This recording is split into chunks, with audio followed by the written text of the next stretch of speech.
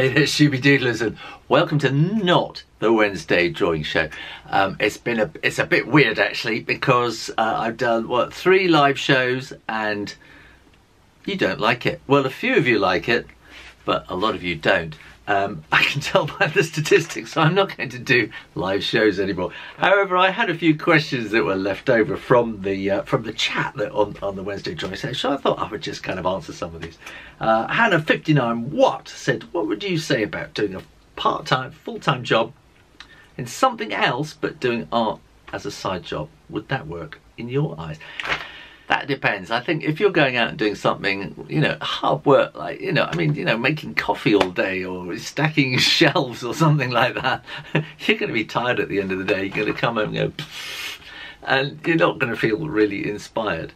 Whereas if you said, I'm going to do art full time, and then you just nip out and do a job at the weekend or something just to help pay the rent, then that's kind of different. So it's a mindset thing.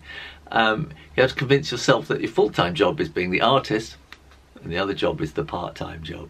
Hannah Finnick says, is pen and paper illustrating work becoming a dying art, or do you suppose it will always be around alongside digital art? I think it will always be around actually. I'm not sure it's a dying art. I think the very fact that everybody's kind of looks at my channel to see how to draw things with a pen shows that people are still interested in drawing with a pen. It's also a lot easier. You just pick up a pen, piece of paper, off you go. If you're doing digital, then you've got to have all the equipment and stuff, and some of it's a bit expensive. And also there is this thing about you got this direct connection between your brain and a pencil and a piece of paper, which is just a slight, not a total connection when you're doing it digital, like it is on a piece of paper. So I think it'll always be around, and also people like to have original art on their walls rather than a print. Mark Hodge says, do you have any experience with computer graphics and animation? Thanks for the videos. Thank you, Mark. Yes, I did a whole animation thing. Oh, it took me months and months and months. I wrote the story and everything. It was for a publisher. They were kind of starting out doing this thing and none of us really knew what we were doing. It was quite fun, but it was very hard work. And I think that convinced me I didn't want to be an animator. Pinchbug Art says, do you find working at your desk get stifling, and do you have to change your surrounding environment from time to time to feel motivated? Yeah, I suppose if you're sat at your desk all the time, then you get a bit kind of focused. Like right at the moment, I've got to get this book finished. I've got a massive load of artwork I have to do, and I'm really stuck to my desk. I've got 2 things I'm going to be doing. I think at the end of the month, I'm going to visit a book printers to see how that's all done. That's going to be a really exciting day. And then I've got another thing called Empathy Day. Maybe I'll take you along with me for that. We're getting lots and lots of authors together to talk about empathy and stuff, and we'll get onto that. And then I'm going to go away, going up to North Wales to try and film Dinas Emrys. Click here to see how I nearly filmed it. And so that's going to take me out. The other nice thing I think about being a children's author illustrator is that I get invited to go and speak to schools and things like that. So festivals and things. So I get to go around the country, and that kind of is a change of environment. When I go to visit schools, I try to visit museums and country houses and things along the way to kind of recharge the creative batteries. T. Jamie Zeppatella says, in a world of 3D, how do you keep 2D fresh and exciting? That is a really interesting question. Just the fact that you are drawing on a piece of paper, it doesn't matter whether you try to make it look photorealistic and really 3D or whatever, it is still 2D. A painting is a 2D representation of a 3D world, or a drawing or anything. So I suppose keeping it fresh is all about style, developing your style, and trying to be excited about it and try and find new ways of doing things, new ways of presenting what people probably draw. A portrait is a portrait is a portrait, a landscape is a landscape, but it's trying to present it in new and exciting. Oh, I just ran out of memory. I have to carry on. Here we go. E. Teresita Romero says, how quickly do you go through a sketchbook? It depends. So like at the moment, I'm sat at my desk all day long. I'm drawing, so I'm not doing anything in my sketchbook. But other times I can get through a sketchbook in 2 weeks. At the moment, it's probably going to be a month, 2 months, something like that. Build Sarah says, hi, I'm an art teacher from Sweden. Do I have any good teaching tips? Whoa, I don't know. I'm not a teacher. I've not done any teacher training. But I think, you know, I do visit schools quite a lot, and I do quite a bit of showing kids how to draw. And I think children really like to be shown how to do a drawing, and they really like to have it broken down. So if you really start it, you know, in really basic shapes and build up, and each time they're kind of learning a tiny little thing which they can apply to the next drawing.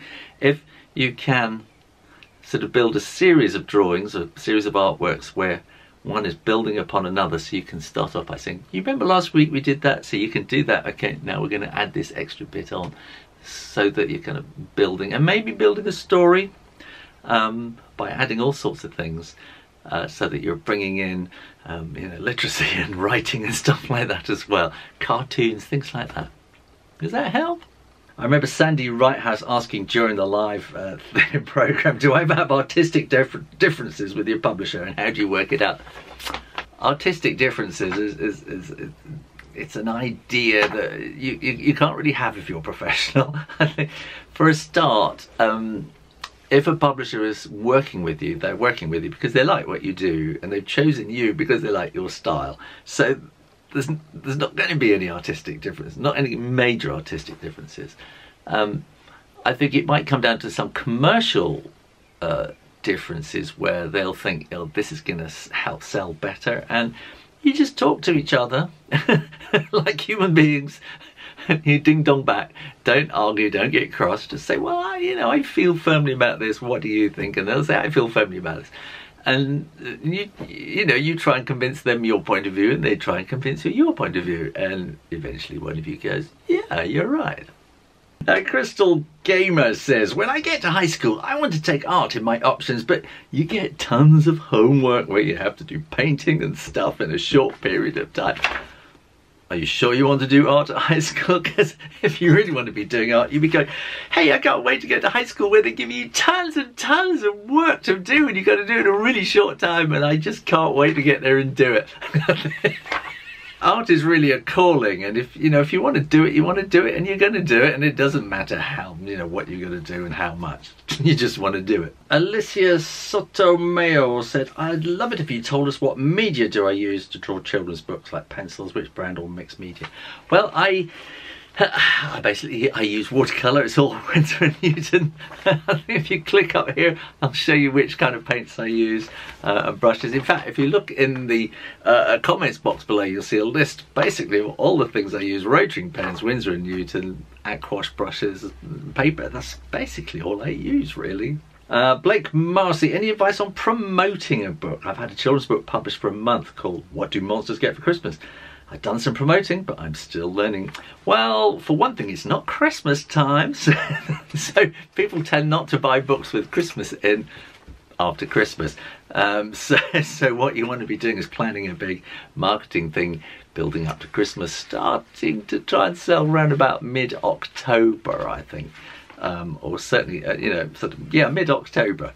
And you go to kind of a 2-month, mid-October, mid-November into early December, and that's your kind of peak marketing time.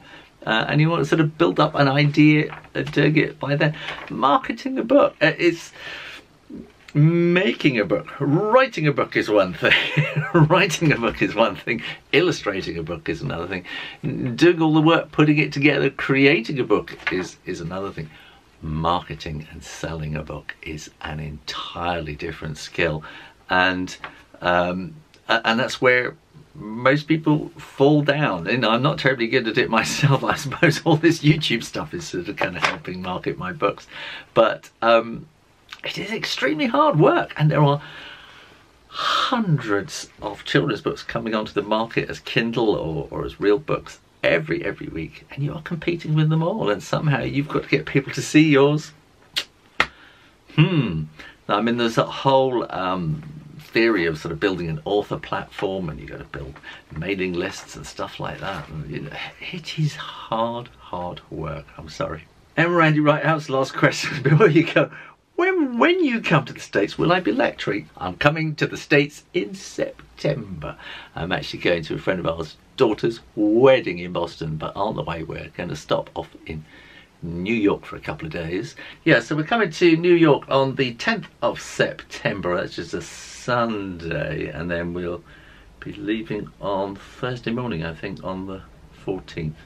So yeah, and then we'll be going down to Boston to stay with our friends, and then we're going to have a few days by the seaside, chilling out in America. So if you've got any ideas where would be a good place in New York to have a meetup if you wanted to come and say hello, I'm kind of thinking Central Park, Metropolitan Museum of Art. I don't know, where's a good place do you think to have a meetup in New York? And what should we do? You know, should we actually be doing something or just kind of chilling out and saying hello? I'll have come a long way, and you probably might have too. Well, there we are. That's it. That's all I'm going to do for this answers question. If you've got questions you'd like to ask, do put them in the thing, and maybe I'll do another your questions answered kind of thing. So put them in the comments box below. Don't forget to like. Don't forget to subscribe. In the meantime, you take care, and I'll see you next time. Thanks for watching, and you can support this channel and get so much more on my Patreon page. Click to find out more. Make sure you are subscribed to the Shoo Rayner Drawing Channel on YouTube, and in the meantime, keep drawing, drawing, drawing. Practice, practice, practice, and I'll see you next time. You take care now. Bye bye.